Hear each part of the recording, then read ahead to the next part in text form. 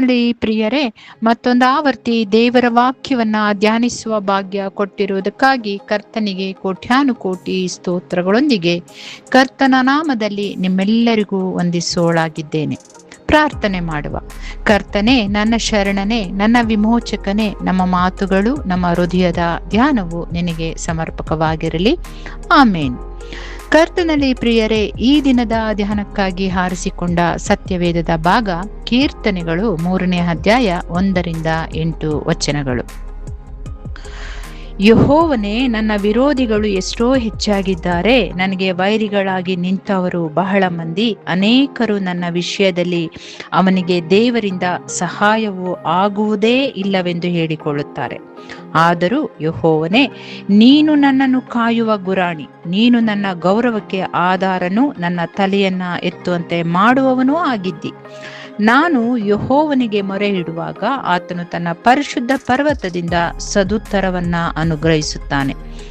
ಯೆಹೋವನು ನನ್ನನ್ನು ಕಾಪಾಡುವವನಾದ್ದರಿಂದ ನಾನು ಮಲಗಿಕೊಂಡು ನಿದ್ದೆ ಮಾಡಿ ಸುಖವಾಗಿ ಎಚ್ಚರಗೊಂಡೆನು. ನನ್ನ ಸುತ್ತಲೂ ಸನ್ನದ್ಧರಾಗಿ ನಿಂತಿರುವ ಸಾವಿರಾರು ವೈರಿಗಳಿಗಾದರೂ ನಾನು ಹೆದರೆನು. ಯೆಹೋವನೇ, ನನ್ನ ದೇವರೇ, ನನ್ನ ಎಲ್ಲಾ ಶತ್ರುಗಳ ದವಡೆಯ ಮೇಲೆ ಬಡಿದು ಅವರ ಹಲ್ಲುಗಳನ್ನ ಉದುರಿಸಿ ಬಿಟ್ಟವನೇ, ಎದ್ದು ಬಂದು ನನ್ನನ್ನು ರಕ್ಷಿಸು. ರಕ್ಷಣೆಯು ಯೆಹೋವನಿಂದಲೇ ಉಂಟಾಗುವುದು. ಕರ್ತನೇ, ನಿನ್ನ ಆಶೀರ್ವಾದವು ನಿನ್ನ ಪ್ರಜೆಯ ಮೇಲೆ ಇರಲಿ ಎಂಬುದೇ.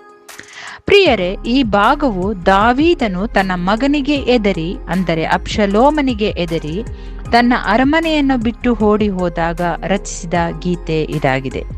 ಇದು ಒತ್ತಾರೆಯಲ್ಲಿಯೇ ಶತ್ರುಬಾಧಿತನಾದ ದೇವ ಭಕ್ತನ ಉದಯ ಗೀತೆ ಅಥವಾ ಪ್ರಾರ್ಥನೆ ಎನ್ನಬಹುದಾಗಿದೆ. ಪ್ರಿಯರೇ, ಹೌದು ಪ್ರಿಯರೇ, ಅಲ್ಪಮಾನವರಾದ ನಾವು ನಮ್ಮ ಬದುಕಿನಲ್ಲಿ, ನಮ್ಮ ಕುಟುಂಬದ ಜೀವಿತದಲ್ಲಿ, ಕೆಲಸದ ಸ್ಥಳಗಳಲ್ಲಿ, ಇಲ್ಲವೇ ಸಮಾಜ ನಮ್ಮನ್ನ ಪೀಡಿಸುವಾಗ ಈ ದಾವೀದನಂತೆ ನಾವು ಬೆನ್ನು ಹಾಕಿ ಪರಸ್ಥಳಕ್ಕೆ ಹೋಗುವಂತಹ ಆಲೋಚನೆ ನಮ್ಮಲ್ಲಿಯೂ ಒಡಮೂಡುವಂಥದ್ದೇ, ಹೌದಲ್ಲವೇ? 1 ಮತ್ತು 2ನೇ ವಚನ ನೋಡಿದಾಗ ನಮ್ಮ ಭಾವನೆ, ಆಲೋಚನೆಗೆ ಸಂಬಂಧಿಸಿದ ಮಾತುಗಳು ಎನಿಸುತ್ತದೆ. ನಮ್ಮವರು ಅನ್ನಿಸಿಕೊಂಡವರು ನಮ್ಮ ಬಗ್ಗೆ ಏನು ಎಂದುಕೊಳ್ಳುತ್ತಾರೆ ಎಂಬುದಾಗಿಯೂ ನೋಡುವವರಾಗಿದ್ದೇವೆ. ಪ್ರಿಯರೇ, 3ನೇ ವಚನದಿಂದ 6 ವಚನಗಳನ್ನ ನೋಡಿದಾಗ ಅದು ನೊಂದ ಬಾಧಿತನಾದ ವ್ಯಕ್ತಿಯ ಪ್ರಾರ್ಥನೆ ಎನ್ನಬಹುದು. ಪ್ರಿಯರೇ, ಎಷ್ಟೋ ಬಾರಿ ನಾವು ಪ್ರಾರ್ಥಿಸಲು ಸಾಧ್ಯವಾಗದೆ ಸೋತಂತ ಕ್ಷಣಗಳಲ್ಲಿ ಈ ವಾಕ್ಯಗಳನ್ನ ಒಮ್ಮೆ ಮನನ ಮಾಡುವುದಾದ್ರೆ ಅದು ನಮ್ಮನ್ನು ನಿರಾಳತೆಗೆ ನಡೆಸುವಂಥದ್ದಾಗಿದೆ. ಪ್ರಿಯರೇ, ಒಮ್ಮೆ ನೋಡಿ, ಆದರೂ ಯೆಹೋವನೇ, ನೀನು ನನ್ನನ್ನು ಕಾಯುವ ಗುರಾಣಿ, ನೀನು ನನ್ನ ಗೌರವಕ್ಕೆ ಆಧಾರನು, ನನ್ನ ತಲೆಯನ್ನ ಎತ್ತುವಂತೆ ಮಾಡುವವನೂ ಆಗಿದ್ದಿ. ನಾನು ಯೆಹೋವನಿಗೆ ಮೊರೆ ಇಡುವಾಗ ಆತನು ತನ್ನ ಪರಿಶುದ್ಧ ಪರ್ವತದಿಂದ ಸದುತ್ತರವನ್ನ ಅನುಗ್ರಹಿಸುತ್ತಾನೆ. ಆಮೇನ್. ಆತನು ತನ್ನ ಪರಿಶುದ್ಧ ಪರ್ವತದಿಂದ. ಹೌದು ಪ್ರಿಯರೇ, ನಮ್ಮ ಪ್ರಾರ್ಥನೆಯನ್ನ ಪರಿಶುದ್ಧ ಪರ್ವತದಲ್ಲಿರುವ ತಂದೆಯಾದ ದೇವರು ಕೇಳುವಾತನಾಗಿದ್ದಾನೆ.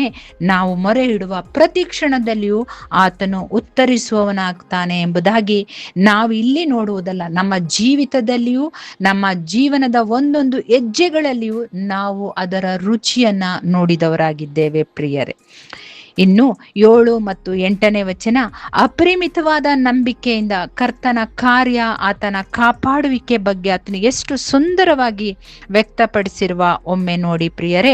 ಯೆಹೋವನೇ, ನನ್ನ ದೇವರೇ, ನನ್ನ ಎಲ್ಲಾ ಶತ್ರುಗಳ ದವಡೆ ಮೇಲೆ ಬಡಿದು ಅವರ ಹಲ್ಲುಗಳನ್ನ ಉದುರಿಸಿ ಬಿಟ್ಟವನೇ, ಎದ್ದು ಬಂದು ನನ್ನನ್ನು ರಕ್ಷಿಸು.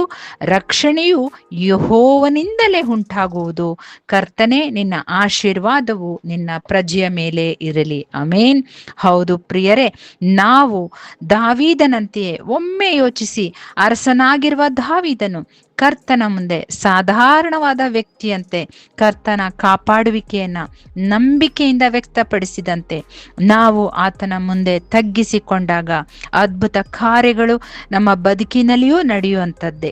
ಎದೆಗುಂದಬೇಡಿ, ಕುಗ್ಗಬೇಡಿ, ನಂಬಿಕೆ ಮಾತ್ರ ಇರಲಿ. ನಮ್ಮ ಪ್ರಾರ್ಥನೆ ದಾವೀದನ ಒತ್ತಾರೆಯ ಈ ಕೀರ್ತನೆಯಂತೆ ಇರಬೇಕು. ಖಂಡಿತವಾಗಿಯೂ ರಕ್ಷಣೆಯು ಕರ್ತನಿಂದಲೇ ಉಂಟಾಗುವುದು. ಆತನ ಆಶೀರ್ವಾದವು ಸದಾ ಕಾಲವು ನೊಂದವರ ಮೇಲೆ ಇರುವಂಥದ್ದು ಪ್ರಿಯರೇ. ನಂಬಿಕೆ ಮಾತ್ರ ಇರಲಿ. ಆತನು ತನ್ನ ಪರಿಶುದ್ಧ ಪರ್ವತದಿಂದ ಸದುತ್ತರವನ್ನ ಖಂಡಿತವಾಗ್ಲೂ ನೀಡುವಾತನಾಗಿದ್ದಾನೆ. Amen, amen. God bless. Stay bless.